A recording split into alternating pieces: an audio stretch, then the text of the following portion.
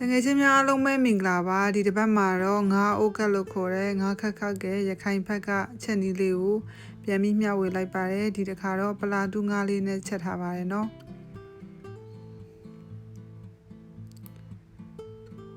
ပလာတူးငါးကိုဒီမှာပိုင်းထားပြီးသားပေါ့နော်ရေတေချာတက်ဆင်ထားပြီးသားလိုအပ်တဲ့ပစ္စည်းလေးတွေကကြတော့မယန်းသီးစိမ့်ရယ်ငရုတ်သီးစိမ့်ရယ်ပြီးရင်ပင်စိမ့်ပေါ့နော်ဒါကအဓိကလိုအပ်တဲ့ပစ္စည်းလေးတွေပါငရုတ်သီးစိမ့်ကိုစားနေနေထည့်ပြီးတော့အရင်ထောင်းပါမယ်နော်ငရုတ်သီးစိမ့်ကဒီလောက်တော့မလိုပါဘူးတခါတည်းအများကြီးထောင်းထားတာပေါ့နော်နောက်ဟင်းနေချက်ဖို့အတွက်ပါဒါကကြတော့ငပြိုးဦးချက်တာပေါ့နော်ငရုတ်သီးစိမ့်ဆက်နွေးငါးမုံငပိစီလေးနေထည့်မယ်ပြီးရေလေးထည့်ပြီးတော့ချက်ထားမယ်နော်အချင်းထည့်ဖို့အတွက်ခဏထားထားပါမယ်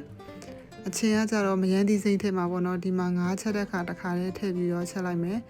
မယန်းသီးစိမ့်ရယ်ငပိရယ်စားရယ်ငရုတ်သီးစိမ့်စနွင်းရေလေးထည့်ပြီးတော့အရင်တည်ထားလိုက်ပါမယ်နော်စူပွက်လာပြီဆိုလို့ရှိရင်မယန်းသီးလေးတွေကိုထုတ်ပြီးတော့အရင်ဖြော်မယ်ပေါ့နော်ပြီးရင်ငါးတွေထည့်ပြီးတော့ချက်ထားပါမယ်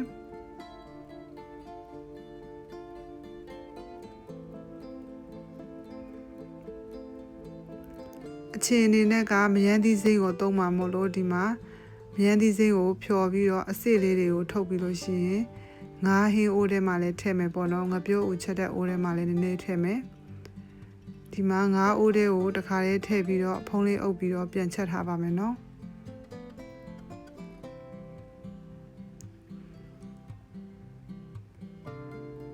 ငါးအိုးကဖြစ်တဲ့အတွက်ကြောင့်အရေခမ်းနဲ့ထိချက်မယ်ပေါ့နော်အရသာလေးမြည်ပြီးတော့ဖုံးလေးဖွင့်ပြီးတော့ချက်ထားလိုက်ပါမယ်ငါပြောဦးကိုအချင်းထည့်ပြီးတော့ရေနည်းနည်းထပ်ထည့်ပြီးတော့ချက်ထားလိုက်ပါမယ်နော်အရေလေးခန်းစားပြူလာပြီဆိုတာနဲ့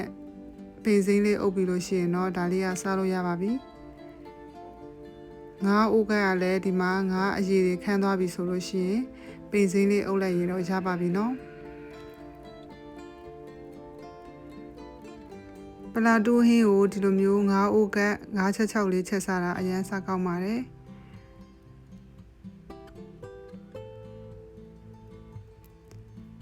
နည်းနည်းလေးစားပြီးတော့နောက်နေ့ကျတော့ဒီငါးတွေကိုစီလေးနဲ့ပြန်ကြော်ပြီးတော့စားဖြစ်ပါတယ်ဗီဒီယိုလေးကိုဆုံးထိလိုက်ပြီးတော့ကြည့်ရှုပေးတဲ့အတွက်ကျေးဇူးတင်ပါတယ်တကယ်ချင်းများအားလုံးကိုစိတ်နှပြကြမှာပျော်ရွှင်ကြပါစေဘိုင်ဘိုင်